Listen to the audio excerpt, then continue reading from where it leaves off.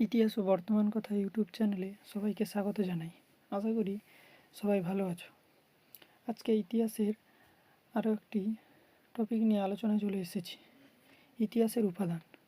ইতিহাসের উপাদানগুলি জানার আগে ইতিহাসের উপাদানের গুরুত্ব একটু জেনে নেওয়া যাক। ইতিহাস রচনা বা লেখার জন্য বিভিন্ন উপাদান বা উৎস ব্যবহার করা হয়, যা ঐতিহাসিক ঘটনা এবং পরিস্থিতি বিশ্লেষণ ও বোঝার জন্য অপরিহার্য, খুবই গুরুত্বপূর্ণ। এই উপাদানগুলো ঐতিহাসিক তথ্য সংগ্রহ, বিশ্লেষণ ও পুনর্গঠনের মাধ্যমে ইতিহাস নির্মাণে ঐতিহাসিককে খুবই সাহায্য করে। উপাদান ছাড়া ঐতিহাসিক ইতিহাস লিখতে পারেন না।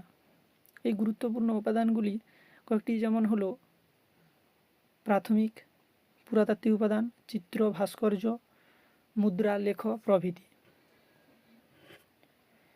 উপাদানের ভাগগুলি জেনে নেওয়ার আগে ইতিহাসকে একটু জেনে নেওয়া যাক। ইতিহাস হলো অতীত ঘটনা, সভ্যতা, সমাজ বা কোনো বিশেষ ব্যক্তি, প্রতিষ্ঠান বা ঘটনার বিবরণ, যা গবেষণা, অনুধাবন ও বিশ্লেষণের মাধ্যমে জানা যায়। আর একটু অন্যভাবে বলা যায় ইতিহাসের মাধ্যমে মানব সভ্যতার বিকাশ, অর্থাৎ প্রস্তর যুগের মানুষ কীভাবে এই আধুনিক যুগে পরিবর্তন ঘটালো এবং সেই ঘটানোর বিভিন্ন কার্যকরণ সম্পর্ক, ঘটনার পরিবর্তনের ধাপ প্রভৃতি সম্পর্কে ধারণা করা যায়।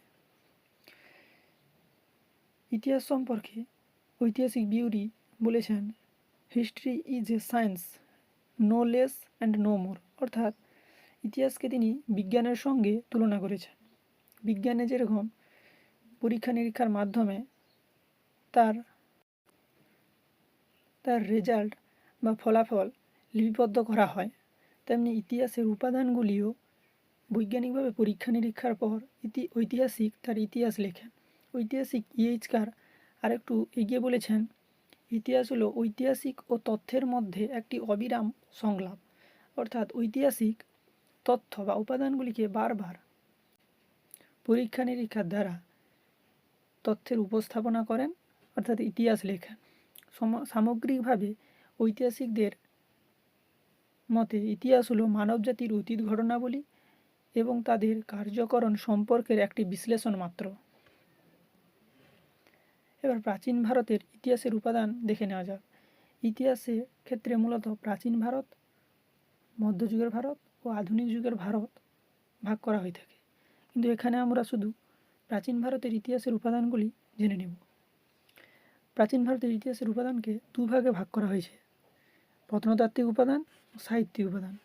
প্রত্নতাত্ত্বিক উপাদানগুলি বা প্রাথমিক উপাদানগুলি সেগুলি হলো শিলালিপি, স্বর্ণমুদ্রা, মৃৎপাত্র, মোহর, ভাস্কর্য, চিত্রকলা ও স্থাপত্য। শিলালিপির মধ্যে যেমন অশোকের শিলালিপি।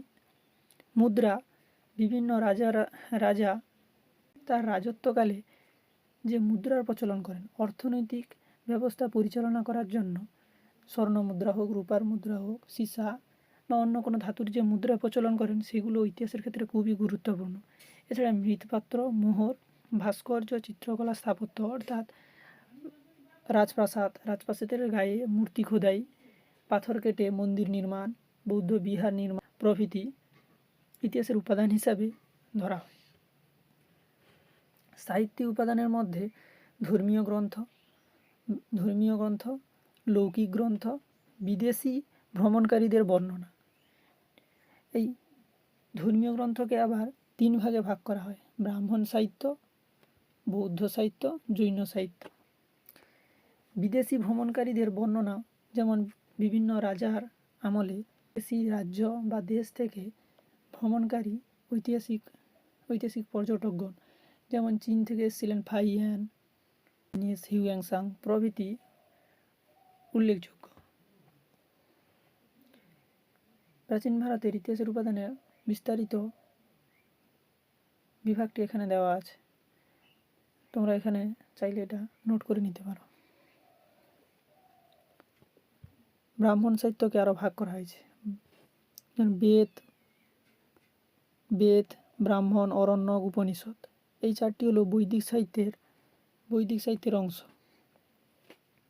এছাড়া বেদাঙ্গ, সূত্র, মহাকাব্য, ধর্মশাস্ত্রকে আবার তিনটি ভাগে ভাগ করা হয়েছে, ধর্মসূত্র, স্মৃতিগ্রন্থ, ভাষা বা টিকা। ভিডিওটি দেখে যদি এখানকার তথ্য তোমার খুব উপকারে হয়ে থাকে তাহলে অবশ্যই লাইক, শেয়ার এবং কমেন্ট করবেন। আর এই ভাগগুলির, উৎসগুলির বিস্তারিত যদি বিবরণ জানতে চাও তাহলে অবশ্যই কমেন্ট করে জানাবে। তাহলে আমি পরবর্তী ভিডিওতে এদের বিস্তারিত বিবরণ এক একটার করে আমি ভিডিও নিয়ে আসবো। থ্যাংক ইউ, ধন্যবাদ।